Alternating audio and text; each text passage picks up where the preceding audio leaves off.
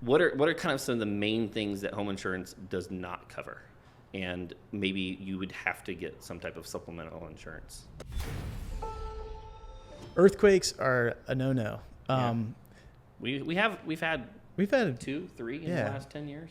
Yeah. Really minor. We're not California. Yeah.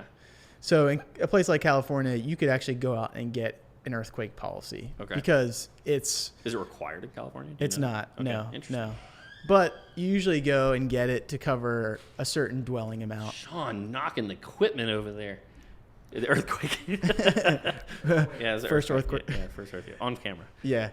So here in Virginia, there's not even an option to get earthquake insurance, even if you wanted it. So really? Good luck. Yeah. Yeah. Maybe you could start an earthquake insurance company. I mean, you could sell the fear of it, and then it never pay a policy out. I mean, like Radon is a good example of like I've had, especially with the YouTube channel, we have a lot of people that come in from different states. Yep. And they'll say, well, do I need to get a Radon test? And I'm like, I don't know if I've ever done one of those, ever. Just because the if you go on a map and you type in Radon map and look at what the risks are, it's super, super low here. Yeah. So I imagine kind of the same thing. It's just not a high risk.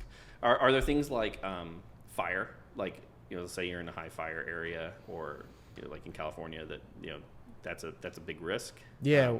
Well, fire's covered. It's a covered peril. Okay. Is what they call it. Is that difference between someone starting a fire in their kitchen and say the kid throws a cigarette in the bushes next door and it spreads over to your house? Like, is there a difference there? Yeah, there actually is not.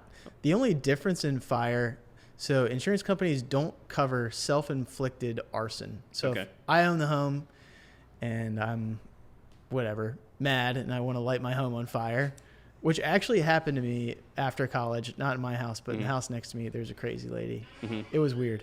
But she lit her house on fire. Right. Insurance company's not going to pay that lady for her house because she did it herself on purpose. A lot of times insurance companies will do investigations of if there's any type of like red flag, like a little curious here, what's going on. Yeah. Okay. Now, if I leave my stove on and leave my house by accident, that's exactly what insurance covers. So has anyone had to ever do a lie detector test for an insurance claim? Oh, there's had to be something like that. I kind of want to know the answer to that. Yeah. That'd be curious. Yeah.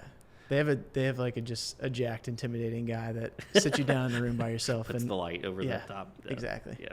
Has a guy with a Batman voice. Yep. What did you do? Yeah. It's exactly what happens in insurance.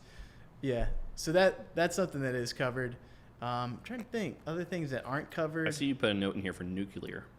Oh, right. So or war. Yeah. So this is like a classic insurance test question of, if the country of the United States is in a civil war and, someone comes into your home to occupy your home as a base and causes $15,000 worth of damage, is it covered?